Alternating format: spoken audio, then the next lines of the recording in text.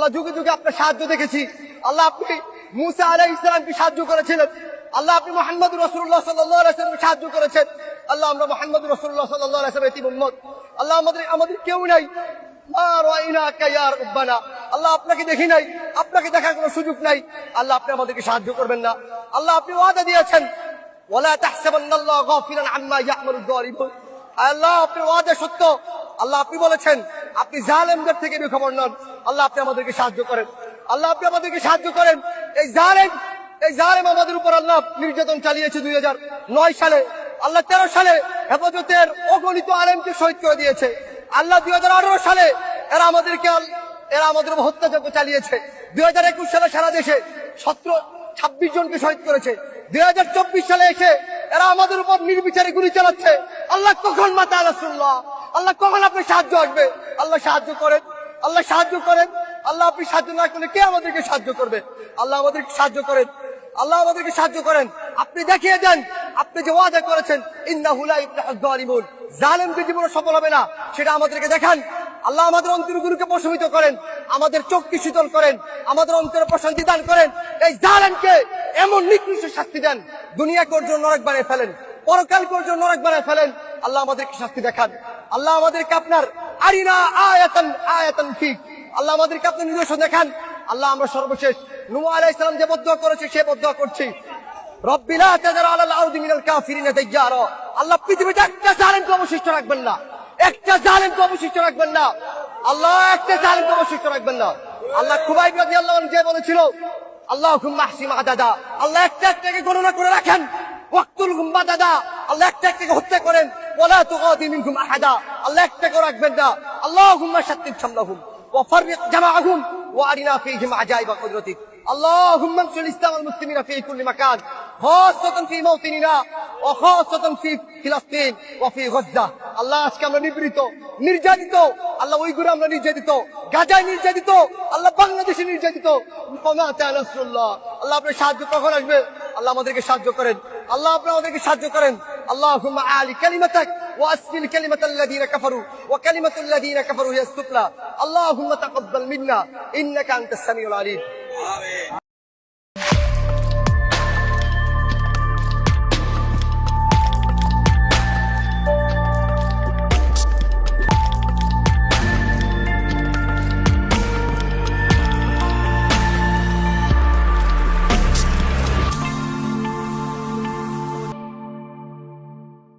ফজা পাগলা সংসদে হেভি মুক্তিযুদ্ধ দেখছেন তো? যতদিন রয়্যাল বেঙ্গল টাইগার থাকবে মুক্তিযোদ্ধা জিতবে, রাজাকার কোনোদিন এদেশে জয়লাভ করতে পারবে না।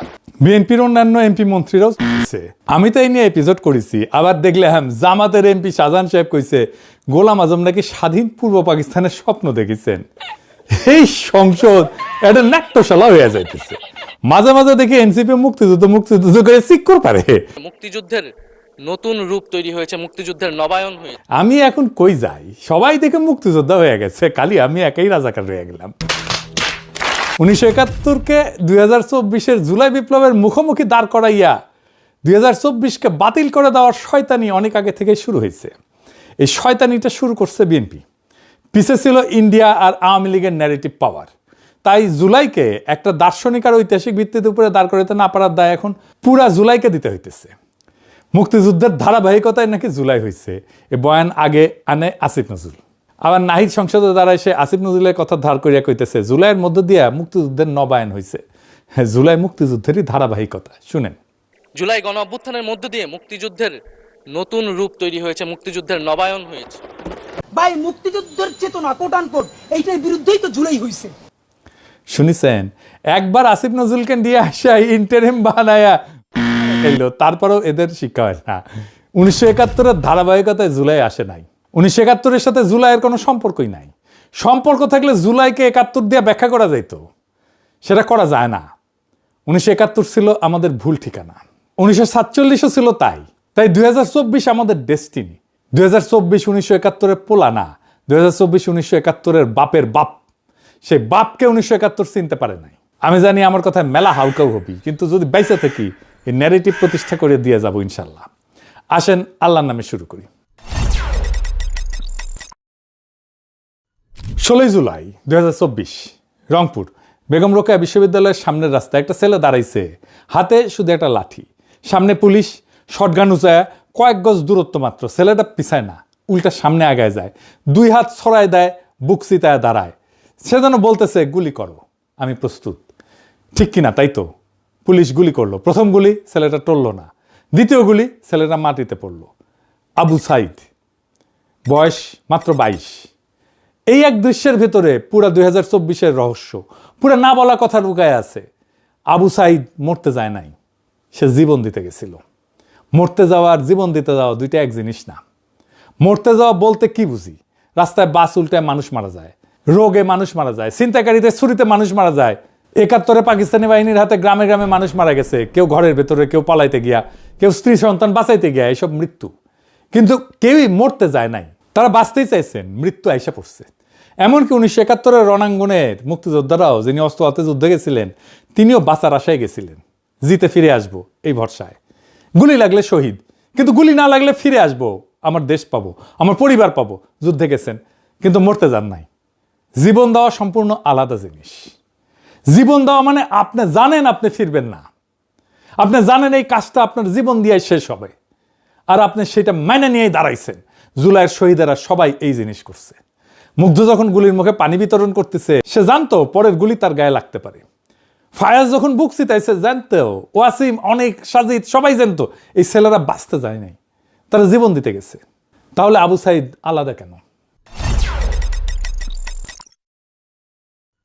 আবু সাইদ এই জীবন দেওয়ার দৃশ্যটা আমাদের দেখাই দিলেন সবার আগে, সবচেয়ে স্পষ্টভাবে। হাত ছড়ানো, বুক উন্মুক্ত, গুলির মুখে স্থির। ভিডিও আছে, ছবি আছে। ওই ছবিটা একটা দলিল, ওই ভিডিওটা একটা দলিল। ওই ছবিটা শাহাদাতের ব্যাকরণ শিখাইছে, গ্রামার শিখাইছে। ওই ছবিটা দেখে কোটি মানুষ বুঝছে, এইভাবে দাঁড়াইতে হয়। তিনি জুলাইয়ের প্রথম শহীদ না, তিনি জুলাইয়ের সবচেয়ে দৃশ্যমান শহীদ। তার শাহাদাত শুধু একার সাক্ষ্য না, সেটা পুরা জুলাইয়ের সাক্ষ্যকে দৃশ্যমান করছে। এই জন্যে তার কথা বললে সব শহীদের কথা বলা হয়। আর এই প্রশ্নটাই জরুরি যে এই ছেলেরা জীবন দিতে গেল কেন? কি এমন কথা ছিল তাদের যা শুধু রক্ত দিয়ে বলা যায়? এই প্রশ্নের উত্তরেই লুকায় আছে পুরা 2024, পুরা জুলাই। 2024-এর নিরস্ত প্রতিরোধ আর শাহাদাত, এই দুইটার তফাৎ কি? তফাৎটা শুধু কৌশলের না, তফাৎটা অস্তিত্বের। অস্ত্র হাতে যুদ্ধ মানে কি? মানে আমার ক্ষমতা আছে, তোমারও ক্ষমতা আছে, দেখি কে জেতে। এটা ক্ষমতার লড়াই। আমার গুলি বরং তোমার গুলি, আমার সেনা বরং তোমার সেনা। এই যুদ্ধে আমি যদি জিতি, আমি তোমার রাষ্ট্রের জায়গায় আমার রাষ্ট্রকে বসাবো। কাঠামো এক, শুধু মালিক বদল। এটাই হয়েছে 1971-এ। আমরা পাকিস্তানি সেনাকে অস্ত্র দিয়ে হারাইছি, নিজেরা পারি নাই যদিও, ভারতীয় সেনাদের ডাইকে আনছি, আমরা জিতছি, যাই হোক। কিন্তু আমরা জিতে কি পাইছি? পাকিস্তানি কাঠামো, শুধু মালিক বদলাইছে। কেন? কারণ অস্ত্র দিয়ে আপনি ক্ষমতা বদলাইতে পারেন, কাঠামো তো বদলাইতে পারেন না। পাকিস্তান আমলে কোন কাঠামোটা বদলাইছে বলেন? কোনোটাই বদলায় নাই। অস্ত্রের যুক্তি একটাই, যার শক্তি বেশি সে যেতে। আপনি যদি অস্ত্র দিয়ে যেতেন, আপনি সেই যুক্তিকেই বৈধতা দিতেছেন, তাহলে আপনার নিজের রাষ্ট্র সেই একই যুক্তিতে চলবে তো। এই জন্য 1971-এর পরে বাকশাল আসছে, স্বৈরশাসন আসছে, আয়না ঘর আসছে, হাসিনা আসছে, কারণ যুক্তি বদলায় নাই, শুধু শক্তিধর বদলাইছে। এইবার দেখেন 2024-এ কি হয়েছে। আবু সাইদের হাতে শটগান ছিল না, কামান ছিল না, বন্দুক ছিল না, ভারতীয় সেনাবাহিনী পাশে ছিল না, তার হাতে ছিল একটা লাঠি আর তার বুক। ক্ষমতার হিসাবে এটা একটা অসম যুদ্ধ। আবু সাইদের জেতার কোনো সম্ভাবনা ছিল না, কিন্তু আবু সাইদ জেতার জন্য তো দাঁড়ায় নাই, তিনি দাঁড়াইছিলেন সাক্ষ্য দিতে। অনেকে বলবে এটাই তো গান্ধীর অহিংসা, নিরস্ত্র প্রতিরোধ। না, এটা গান্ধীর অহিংসা না। কেন আবু সাইদের প্রতিরোধ গান্ধীর অহিংসা না? গান্ধীর অহিংসা ছিল একটা কৌশল। উনি বুঝছিলেন যে ব্রিটিশের অস্ত্র আছে, আমাদের নাই, তাই অস্ত্রের লড়াইয়ে যাব না, বরং নৈতিক চাপ দিয়ে ব্রিটিশকে লজ্জায় ফেলবো। সেজন্য অনশনে যাইতো। গান্ধী বলতো না মরতে আসছি, বলতো জেলে যাব, অনশন করব, লজ্জা দিব। তো আবু সাইদ এটা করেন নাই, তিনি গেছেন সাক্ষ্য দিতে, শাহাদাত বরণ করতে। গান্ধী রাষ্ট্রের ন্যায় বিচার চ্যালেঞ্জ করতেছেন, আবু সাইদ রাষ্ট্রের সার্বভৌমত্বের ধারণাকে চ্যালেঞ্জ করতেছেন। প্রথমটা সংস্কারের দাবি, দ্বিতীয়টা কাঠামো ভাঙার দাবি। এইখানেই 2024 আলাদা। এই জন্য গান্ধীর ভারত আজকেও ব্রিটিশ কাঠামোতে চলে। সংসদ ভবন ব্রিটিশ, আইন ব্রিটিশ, আমলাতন্ত্র ব্রিটিশ, শুধু সাদা চামড়ার জায়গায় বাদামি চামড়া। কিন্তু 2024-এর শাহাদাত হাসিনার কাঠামোর বৈধতাকে ধ্বংস করে দিছে। শাহাদাত মানে কি? শুধু জীবন দেওয়া? শাহাদাত 3 অর্থের একটা শব্দ। শাহাদাত শব্দের তিনটা অর্থ। প্রথম অর্থ সাক্ষ্য দেওয়া। একজন মুসলমান যখন বলে আশহাদু আল্লাহ ইলাহা ইল্লাল্লাহ, সে তখন সাক্ষ্য দিতেছে আল্লাহ ছাড়া কোনো উপাস্য নাই। দ্বিতীয় অর্থ সত্যের পক্ষে দাঁড়ানো, শুধু মুখে বলা না, শরীর দিয়ে দাঁড়ানো। তৃতীয় অর্থ মৃত্যু, যখন সাক্ষ্য রাখার জন্য জীবন দিতে হয় সেই সাক্ষ্যটা তখন শহীদ। শাহাদাত মানে এমন এক সাক্ষ্য যা শরীর দিয়ে লেখা, রক্ত দিয়ে লেখা। আবু সাইদ যখন বুক চিতায় দাঁড়াইলো, তার শরীর ছিল কলম, তার রক্ত ছিল কালি। সে লিখতেছিল একটা বাক্য যেটা মুছা যাবে না। কোন বাক্য লিখতেছিল তাহলে আবু সাইদ? লিখছে তোমাদের রাষ্ট্র চূড়ান্ত না, তোমাদের গুলি চূড়ান্ত না, তার উপরে একজন আছেন, তার কাছ থেকে হিসাব হবে। এই বাক্য নতুন না, এই বাক্য তিতুমিল লিখছিলেন নারকেল বাড়িয়ায়, দুদুমিয়ার ফাড়ায় যে কৃষকেরা লিখছিলেন জমিদারের লাঠির সামনে। আর এই বাক্য আবু সাইদ লিখলেন 2024 রংপুরের রাজপথে। আবু সাইদ এক মুহূর্তে সে দীর্ঘ সিলসিলায় গিয়া দাঁড়াইলেন, আর রাষ্ট্র ওই মানুষটাকে আটকাইতে পারলো না। তার পথ ধরে আবাবিলের মতো আসলো লাখো লাখো কোটিতে কোটিতে তরুণ। রাষ্ট্র কেন এই মানুষটাকে আটকাইতে পারে না? আধুনিক রাষ্ট্র মানুষকে নিয়ন্ত্রণ করে দুইটা জিনিস দিয়ে, ভয় আর লোভ। ভয় মারতে পারে, জেলে পড়তে পারে, পরিবার ধ্বংস করতে পারে, গুম কইরা ফেলতে পারে, তাই চুপ থাকো। লোভ চাকরি দেবে, ঠিকাদারি দেবে, ব্যাংক লুট করতে দেবে, তাই বশ্যতা স্বীকার করো। এনে দুই যন্ত্র দিয়ে হাসিনা 15 বছর চলছে। কিন্তু আবু সাইদ যখন বুক পাইতে দাঁড়াইলো, সেই মুহূর্তে রাষ্ট্রে পুরো যন্ত্র অচল। কেন? কারণ যে বিশ্বাস করে মরলে শহীদ, জান্নাতে যাব, তার উপরে ভয়ের কোনো ক্ষমতা নাই তো। যে বিশ্বাস করে এই দুনিয়ার চাকরি, প্রমোশন, প্লট সব অর্থহীন, আসল হিসাব আখিরাতে, তার উপরে লোভের কোনো ক্ষমতা নাই। রাষ্ট্রের হাতে আর কোনো অস্ত্র নাই। এটাই বাঙ্গু এলিটকে সবচেয়ে বেশি কাঁপাইছে। বাকশাল তাদের কাঁপায় নাই, আয়নাঘর তাদের কাঁপায় নাই, হাসিনার শাসন তাদের কাঁপায় নাই, 1/11 তাদের কাঁপায় নাই, ভারতীয় আধিপত্যবাদ তাদের কাঁপায় নাই। যা কাঁপাইছে তরুণদের সে আত্মসমর্পণের দৃশ্য। কার কাছে আত্মসমর্পণ? রাষ্ট্রের কাছে না, আল্লাহর কাছে। জার্মান আইন দার্শনিক কার্ল স্মিথ 1922 সালে বললেন, আধুনিক রাষ্ট্রের সব ধারণায় আসলে চুরি করা থিওলজি। আধুনিক রাষ্ট্রের একটা ধারণা আছে সোভারেন, সার্বভৌম, চূড়ান্ত রাষ্ট্র, চূড়ান্ত সার্বভৌম, যার উপরে কেউ নাই। এটা আল্লাহর গুণাবলী থেকে চুরি করা। আরেকটা ধারণা আছে স্টেট অফ এক্সেপশন, জরুরি অবস্থা।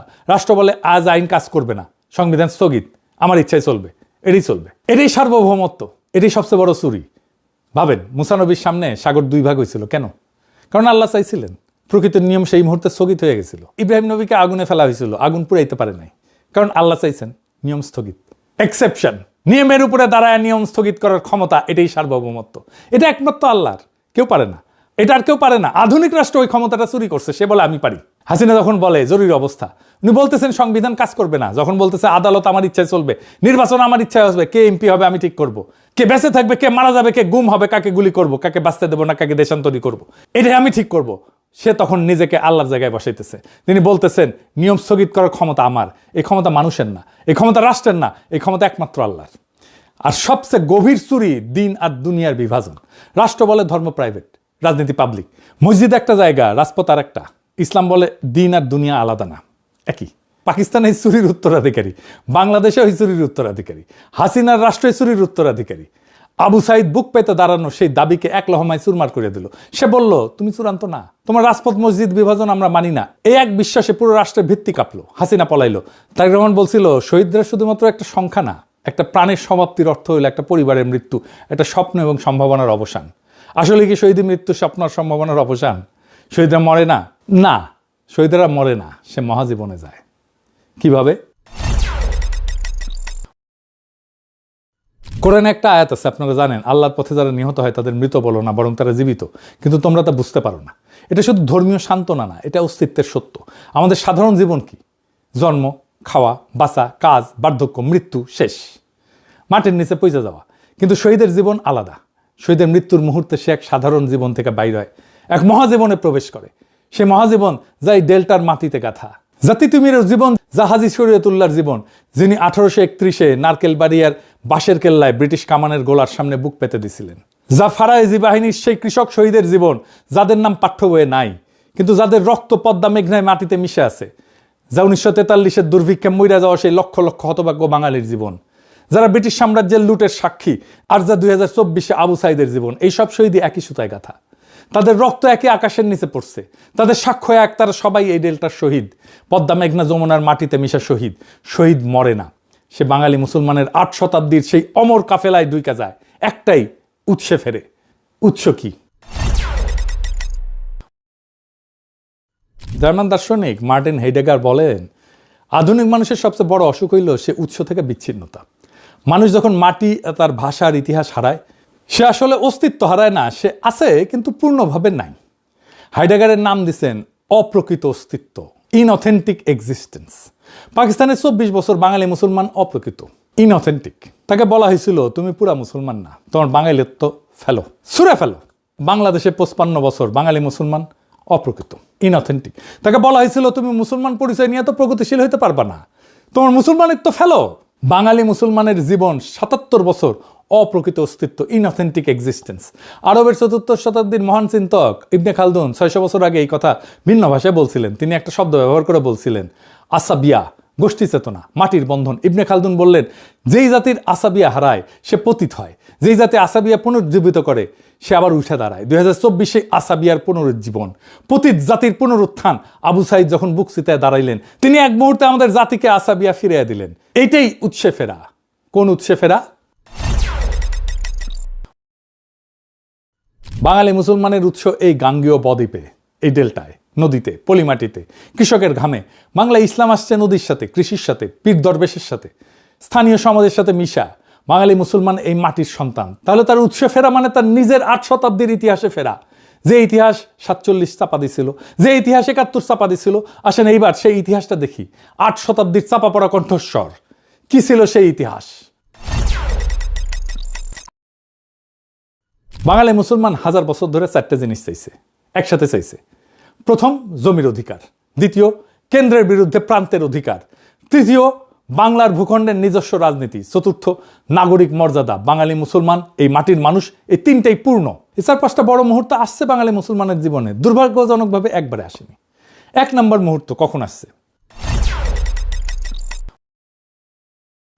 সেইটা ছিল বঙ্গীয় সুলতানি আমল। শামসুদ্দিন ইলিয়াস শাহ 1352 সাল। প্রথম দিন বাংলা দিল্লির প্রদেশ না, নিজেই রাষ্ট্র। প্রথম দিন বাঙালি জানলো আমাদের শাসন করতে দিল্লি লাগে না, আমরাই পারি। এই স্মৃতি 2024-এ ফিরল, যখন আমরা বললাম ভারত আমাদের নিয়তি ঠিক করবে না, দিল্লি না ঢাকা, ঢাকা ঢাকা।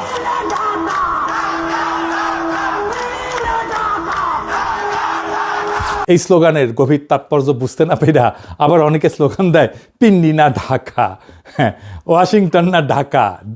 যাই হোক, সেই 670 বছরের আগের উৎসে ফেরা ছাড়াও আর এক উৎসে আমরা ফিরছি। ঈসা খাঁ এবং ভাটির রাজত্ব 16 শতকে। মোগল সাম্রাজ্য বাংলা জয় করতে চাইতেছে, দিল্লির শাসন প্রতিষ্ঠা হবে। ঈসা খাঁ আর 12 ভূঁইয়া রুইখা দাঁড়াইলেন। মোগল বিরোধী যুদ্ধ। কিন্তু এটা শুধু যুদ্ধ ছিল না, এটা ছিল নদীর ফেডারেলিজম। ভাটির ভূগোল, নদী আর জলাভূমির দেশ, কোনো একক রাজা সব নিয়ন্ত্রণ করতে পারে না। ছোট ছোট শক্তিকেন্দ্র, স্থানীয় জোট, 12 জন ভূঁইয়া, তারাই বাংলা শাসন করে। ঈসা খাঁর সাথে দাঁড়াইছিলেন রাজা কংস নারায়ণ ভৌমিক। 12 ভূঁইয়ার 1 ভূঁইয়া। হিন্দু মুসলমান দাঁড়াইলেন পাশাপাশি, মুসলমান ভূঁইয়ার পাশে দিল্লির বিরুদ্ধে। ধর্ম না, এই মাটি ছিল তাদের ঐক্যের ভিত্তি। ঠিক যেভাবে 2024-এ মীর মুগ্ধের পাশে দাঁড়াইছিল হৃদয় তারুয়া। 400 বছর পরে একই ব্যাকরণ। সেই একই ফেডারেলিজমের কল্পনা ছিল 1940-এ আবার শেরে বাংলা ফজলুল হকের লাহোর প্রস্তাবে। তিনি ভারতের সংখ্যালঘুদের একাধিক রিপাবলিক চাইছিলেন। সেই ধারণায় 1966-তে 6 দফায় ফিরছিল। জিন্না ইন্ডিয়ার কাছে যা যা চাইছিলেন, আমরা 6 দফায় পাকিস্তানের কাছে তাই চাইছি। বিষয়টা ব্যাখ্যা করি, আরো গভীরে গিয়া মজা লাগবে। দেখেন একটা আশ্চর্য মিল। জিন্না 1940-এর লাহোর প্রস্তাবে ভারতের কাছে কি চেয়েছিলেন? মুসলমানদের জন্য আলাদা অটোনমি, অটোনোমাস ইউনিট, নিজস্ব আইনসভা, নিজস্ব শিক্ষা ব্যবস্থা, নিজস্ব অর্থনৈতিক নিয়ন্ত্রণ, কেন্দ্রের হাতে শুধু প্রতিরক্ষা আর পররাষ্ট্র, বাকি সব প্রদেশের। মুসলমানরা ভারতের সংখ্যালঘু, তাই তাদের সুরক্ষা দরকার কেন্দ্রের হিন্দু সংখ্যাগরিষ্ঠ থেকে, তাই না? মুজিব 1966-তে 6 দফায় পাকিস্তানের কাছে কি চাইলেন? বাঙালিদের জন্য ফেডারেল অটোনমি, নিজস্ব আইনসভা, নিজস্ব মুদ্রা, নিজস্ব রাজস্ব, নিজস্ব মিলিশিয়া, কেন্দ্রের হাতে শুধু প্রতিরক্ষার পররাষ্ট্র, বাকি সব প্রদেশের।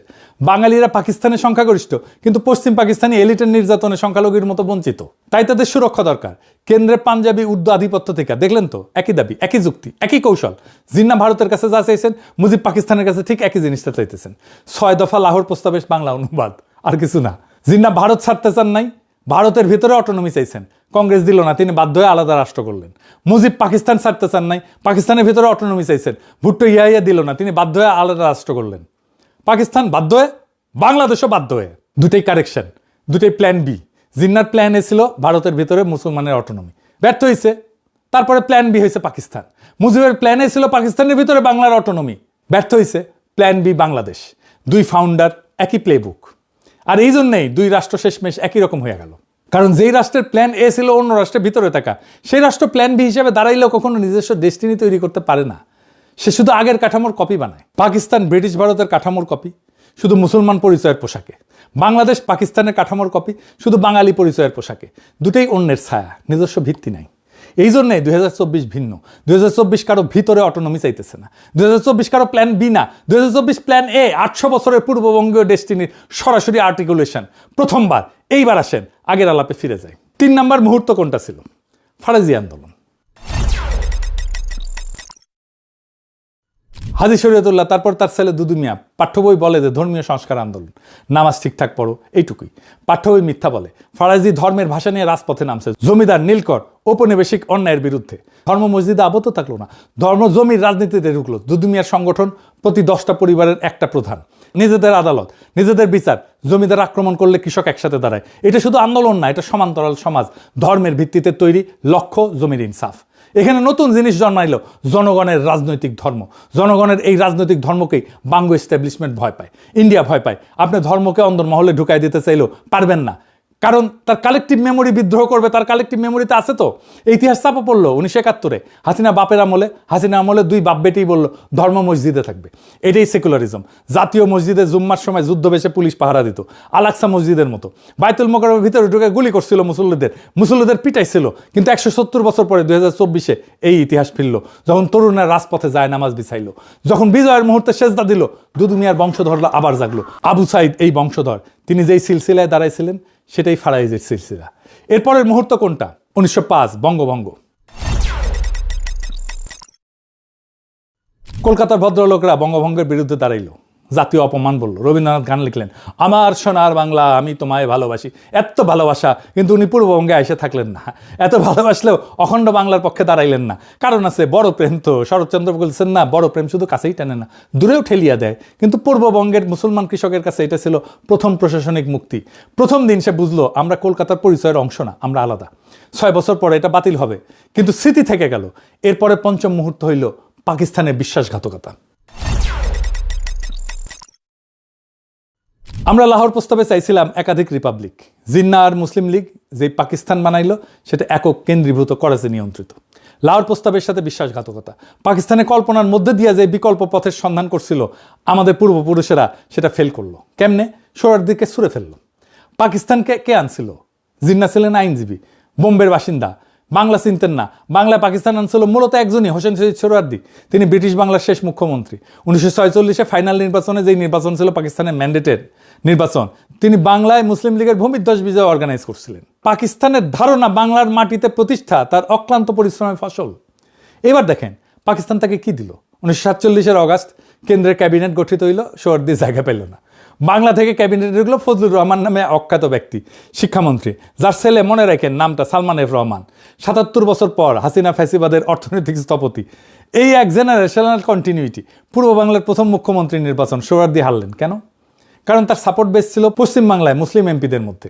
স্যার সিরিল র্যাডক্লিফের কলমে সেই এমপিরা ভারতে চলে গেছেন। জিতলেন খাজা নাজিমুদ্দিন, এক অপদার্থ লোক, সাথে নাই পাশে নাই কিসিমের। হ্যাঁ, যাই হোক, এইটা দুর্ঘটনা না, এটা নকশা। 1948-এ পাকিস্তানের বয়স 1 বছর। সোহরাওয়ার্দীকে মুসলিম লীগ থেকে বহিষ্কার করা হইল, গণপরিষদ থেকে বহিষ্কার করা হইল। যিনি পাকিস্তান আনছিলেন তিনি পাকিস্তানে অবাঞ্ছিত হয়ে গেলেন। পাকিস্তানের জন্মের প্রথম বছরে যে বাঙালি তাকে আনছিল তাকে ছুঁড়ে ফেলে দিছে। এটা ভুল সিদ্ধান্ত না, এটা পাকিস্তানের ডিএনএ ছিল। আর এই ছুঁড়ে ফেলা সোহরাওয়ার্দী কি করলেন? নতুন দল গঠন করলেন, আওয়ামী মুসলিম লীগ। মৌলানা ভাসানী সভাপতি। পাকিস্তানের বছর 2 বছর। বাংলার অর্গানাইজার পাকিস্তানের এগেনস্টে নতুন দল বানাইতেছেন। এই রিজেক্ট হওয়া সোহরাওয়ার্দীর হাত থেকেই ভাষা আন্দোলন, যুক্ত ফ্রন্ট, 6 দফা, মুক্তিযুদ্ধ সব শুরু। আইয়ুব খানের আত্মজীবনী ফ্রেন্ডস নট মাস্টার্সে 25 পৃষ্ঠায় সোহরাওয়ার্দী নিজে স্বীকার করছে পূর্ব পাকিস্তানের যত আন্দোলন সব তিনি কলকাঠি নাড়াইছেন 1947-এর ক্ষোভ থেকে। মানে 1971 শুরু হয়েছে 1947-এ। এই কথা সোহরাওয়ার্দী নিজেই লিখে গেছে। পাকিস্তান যেদিন বাংলার অর্গানাইজারকে সোহরাওয়ার্দীকে ছুঁড়ে ফেলছে সেই দিনই পাকিস্তান হারছে। বাকিটা 24 বছরের সময়ের ব্যাপার মাত্র। আর শুধু সোহরাওয়ার্দী না, পাকিস্তান শুধু মুসলমানের রাষ্ট্র হবে এই কথা কিন্তু ছিল না, পাকিস্তান হবে ভারতের সংখ্যালঘুদের রাষ্ট্র। যেই সব সংখ্যালঘু ভারতে নিরাপদ না তাদের ঘর। মুসলমান আর সংখ্যালঘু এক জিনিস না, কিন্তু আরো সংখ্যালঘু আছে, দলিত হিন্দু, বর্ণ হিন্দু সমাজে যাদের অস্পৃশ্য বানাইছে, কুয়ার পানি ছুঁইতে দেয় না, মন্দিরে ঢুকতে দেয় না, মানুষ হিসেবে গণনাই করে না। দলিতদের নেতা ছিলেন যোগেন মন্ডল। তিনি ভাবলেন ভারতে থাকলে ব্রাহ্মণদের পায়ের নিচে আমরা থাকবো, কংগ্রেস ব্রাহ্মণদের দল, পাকিস্তানে গেলে অন্তত মুসলমানদের সাথে আমরা সমান। মুসলমান আর দলিত একসাথে, দুইটাই সংখ্যালঘু, দুইটাই বর্ণ হিন্দুর হাতে নির্যাতিত। তিনি পাকিস্তান আন্দোলন করলেন, দেখা দেখি লক্ষ লক্ষ দলিত হিন্দু পাকিস্তান আন্দোলনের সমর্থন দিলেন। পাকিস্তান হইল, যোগেন মন্ডল পাকিস্তানের প্রথম আইনমন্ত্রী হইলেন। তারপর কি হইল, কয়েক বছরের মধ্যে দলিতদের উপরে নির্যাতন শুরু, জমি দখল, মন্দির ভাঙা, মেয়েদের তুলে নেওয়া। হিন্দু তা সে দলিত হোক, ব্রাহ্মণ হোক, হিন্দুই, পাকিস্তানে সে অপান্তীয়। যোগেন মন্ডল মন্ত্রী থেকে দেখতেছেন, কিছুই করতে পারতেছেন না। যার সমর্থনে আসছেন তাদেরকেই বাঁচাইতে পারতেছেন না। 1950 সাল তিনি পদত্যাগপত্র লিখে রাতের অন্ধকারে ভারত পালাইলেন। পদত্যাগপত্রে লিখলেন, জিন্নাকে বিশ্বাস করছিলাম, ভুল করছিলাম, দলিতদের পাকিস্তানে নিয়ে আসার জন্য আমি দায়ী, এই দায় আমি বহন করব। যে দলিত হিন্দুরা যোগেন মন্ডলের কথায় পাকিস্তান চাইছিলেন, তারা কোন মুখে তাকে দেখবেন? পাকিস্তান তাদেরও বিশ্বাসঘাতকতা করছে। দুইটা ঘটনা পাশাপাশি দেখেন। সোহরাদ্বীপ বাঙালি মুসলমান, পাকিস্তান আনছেন 1948 সুরে ফেলে। যোগেন মন্ডল দলিত হিন্দু, পাকিস্তান আনছেন 1950 পালাইতে বাধ্য। পাকিস্তান জন্মের 3 বছরের মধ্যে তার 2 ফাউন্ডারকে সুরে ফেলছে। এটা দুর্ঘটনা না। পাকিস্তান বাঙালিদের কণ্ঠস্বর গ্রহণ করার জন্য ডিজাইন করা ছিল না, দলিতদের কণ্ঠস্বর গ্রহণ করার জন্য ডিজাইন করা ছিল না। পাকিস্তান ছিল পাঞ্জাবি উর্দুভাষী আশরাফ এলিটের জন্য একটা যন্ত্র। বাকি সবাই বাঙালি হোক, দলিত হোক, সিন্ধি হোক, বেলুচ হোক, সবাই আজাইরা, সবাই ঝামেলা। চাইছিলাম এক জিনিস, পাইলাম আর এক জিনিস। দেখালো মুরগি, খাওয়াইলো ডাল। এই ভুলের সংশোধনী 71, কিন্তু সেটাও হয়ে উঠলো আর এক বিশ্বাসঘাতকতা। 1971 বাস্তব ঘটনা। স্বাধীন বাংলাদেশে জন্ম হয়েছে, কিন্তু নর্মাল ডেলিভারি না, সিজার করা লাগিছে। ডাক্তার ছিল ইন্ডিয়া। দেশের মানুষ রক্ত দিছে, এই রক্ত মিথ্যা না, কিন্তু একটা পার্থক্য করতে হবে। মুক্তিযুদ্ধের মুহূর্ত আর মুক্তিযুদ্ধের রাষ্ট্র দুইটা এক জিনিস না। মুক্তিযুদ্ধের মুহূর্তটা পবিত্র, কিন্তু যুদ্ধ শেষে যে রাষ্ট্র দাঁড়াইলো সেইটা মুহূর্তের প্রতিশ্রুতি রাখে নাই। কারণ 71 নিয়ে আমাদের আগে থেকে কোনো কল্পনা ছিল না, কোনো রাষ্ট্র কল্পনা ছিল না, কোনো দার্শনিক ভিত্তি ছিল না, কোনো 800 বছরের সিলসিলা ছিল না। 71 আমাদের লক্ষ্যও ছিল না। 71 ছিল বাধ্যতামূলক প্রস্থান, 47-এর প্রতারণার বিরুদ্ধে চূড়ান্ত প্রতিবাদ। 71 ছিল 47-এর কারেকশন, নতুন কিছু না, আগের ভুলের সংশোধন। আর কারেকশন কখনো ফাউন্ডিং হইতে পারে না, কিন্তু আমাদের প্রয়োজন ছিল নতুন প্রশ্ন, নতুন কাঠামো। 800 বছরের পূর্ববঙ্গীয় ডেস্টিনির পূর্ণ আর্টিকুলেশন, সেইটা 1971 হয় নাই। এই জন্যই পাকিস্তান যেই কেন্দ্রবাদী কাঠামো রেখে গেল, বাংলাদেশে সেটা ভাঙলো না, ভাঙার দরকারই ছিল না। কারণ লক্ষ্যই তো ছিল ওই কাঠামোর মধ্যেই জায়গা পাওয়া। যখন বের হইতে বাধ্য হইলাম, তখন কাঠামোটা সাথে নিয়েই বের হইলাম। শুধু রাজধানী বদলাইলাম, করাচির জায়গায় ঢাকা, জিন্নার জায়গায় মুজিব, মুসলিম লীগের জায়গায় আওয়ামী লীগ। কাঠামো এক, চুরি যাওয়া থিওলজি এক, কেন্দ্রবাদ এক। বাংলাদেশের ডাক্তার ছিল ইন্ডিয়া, আমাদের জন্ম প্রক্রিয়ায় ভারতের হাতে। 55 বছর ধরে সেই নারী আমরা কাটতে পারি নাই। ইন্দিরা গান্ধী থেকে মনমোহন সিং, মোদি থেকে দোভাল, দিল্লির ছায়া বাংলাদেশের উপরে থেকে গেছে। কারণ 71 আমাদের ডেস্টিনি ছিল না, কারেকশন ছিল। আর কারেকশনের রাষ্ট্র কারেক্টিং এজেন্টের কাছে চিরকালের ঋণী। 1972-এর সংবিধান কে লিখলো? আওয়ামী লীগ একা। কোনো বিস্তৃত গণপরিষদ প্রক্রিয়া নাই, দল লিখলো, দল পাশ করাইলো, দল মালিক হইল।